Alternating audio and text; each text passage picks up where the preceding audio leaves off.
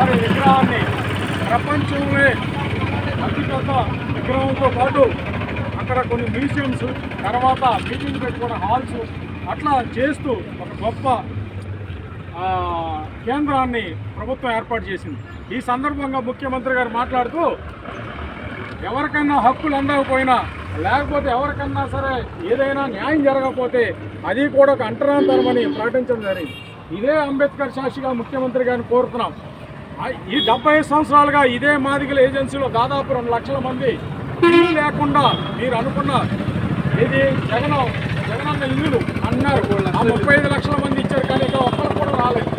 అదేవిధంగా మా సోదరులు వాల్మీకులుగా అన్నీ కూడా ఎస్టీ రిజర్వేషన్ అనుభవిస్తూ ఇక్కడ ఇల్లును ఉద్యోగాలు కలిగి ఉంటారు. కనీసం ఇక్కడ వాలంటరీ పోస్ట్ కూడా రావడం లేదు మాదిగలకి. ఈ విషయాన్ని ముఖ్యమంత్రి గారు దృష్టిలో పెట్టుకుని సామాజిక న్యాయ అనే ఒక శబ్దం ఏదైనా ఉందంటే దానికి జరగాలంటే ఆంధ్రప్రదేశ్లో మొట్టమొదటి సామాజిక న్యాయం ఈ మాదిగలకు ఏజెన్సీలో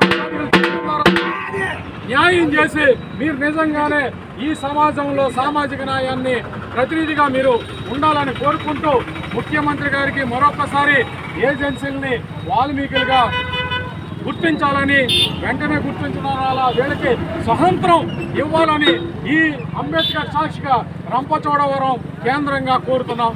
థ్యాంక్ యూ.